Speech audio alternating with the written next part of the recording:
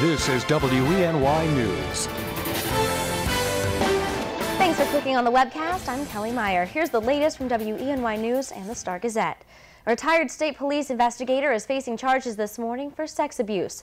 The Ithaca Journal says the Ithaca native, who once served on a sex abuse task force, was convicted of first-degree sexual abuse on Wednesday in Tompkins County Court. According to prosecutors, Randolph B. Stark, 61, forced a woman into performing sexual conduct without her consent. This happened in the town of Ulysses on May 31, 2013. Stark could be facing 2 to 7 years behind bars. He will also be required to register as a sex offender. And state police are still looking for a man that robbed a Lansing gas station in broad daylight. According to News Talk WHCU, it happened around 3:45 Wednesday afternoon at the Tops gas station on Triphammer Road.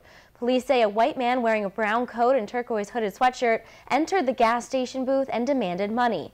They say the suspect could be driving a white Ford Expedition. Anyone with information should call New York State Police at 607-347-4440.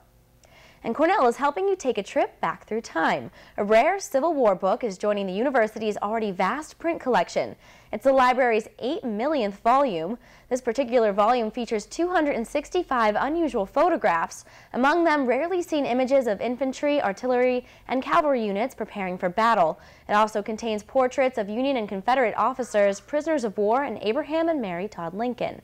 The album of rare photographs will be on display tonight at 5 p.m. at the library's cafe. And although it's happening hundreds of thousands of miles away, what's happening in Ukraine is hitting home to some people in our area.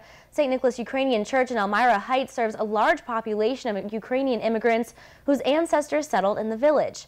On Sunday, some of them are planning a rally to show their support for those ancestors and their country.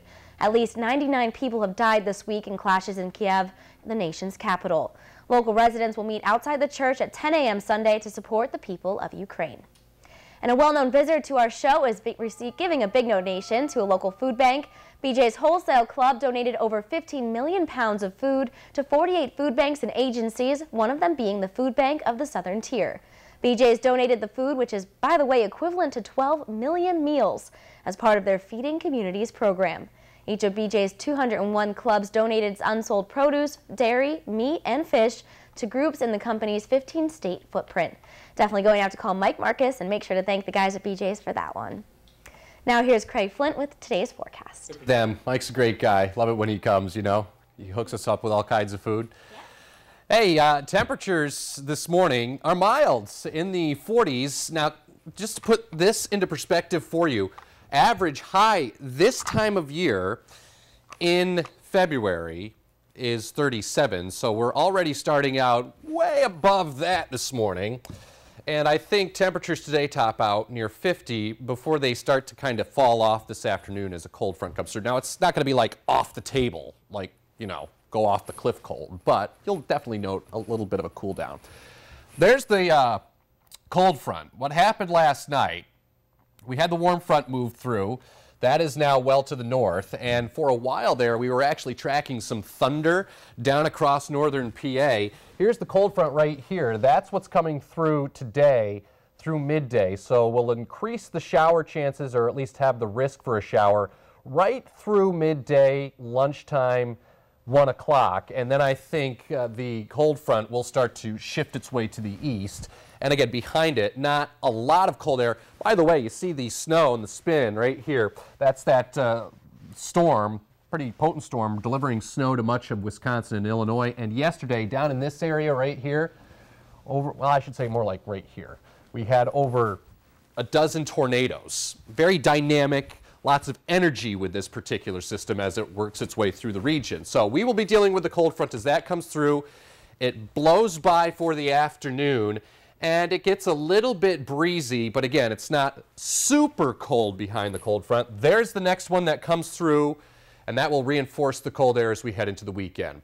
Your future track through the course of the day, again, there goes the wet weather and the risk for thunder through the afternoon. Now tonight, skies become partly cloudy, and temperatures will be in the 20s. We've had a lot of runoff with the melting snow, and some of those areas with the runoff will tend to freeze up tonight in the untreated surfaces. So just be aware of that. Wouldn't want you to slip if you're heading out Saturday morning. And the weekend, okay. Really. not that bad. In the 40s Saturday, maybe a passing rain or wet snow shower. Sunday, a little bit of a breeze, mixture of clouds and sunshine.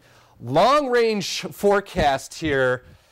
Yeah, you know, we're in the 40s and 50s today, and by this time next weekend, we're probably going to be in the teens for highs, courtesy of another blast of cold air, a series of cold fronts that will work their way on through the region here, and that will open up the floodgates once again for some more cold air to filter into the Twin Tiers. Here is your 7-day forecast. You can see that cold air down the road. Heading into next week, no major storms, but it will be a little flaky at times. Have a great weekend, Kelly. Thank you, Craig. You too, and yeah, everyone at home, I hope you have a great weekend. Enjoy that 51 degrees today. Enjoy the warm weather while we have it.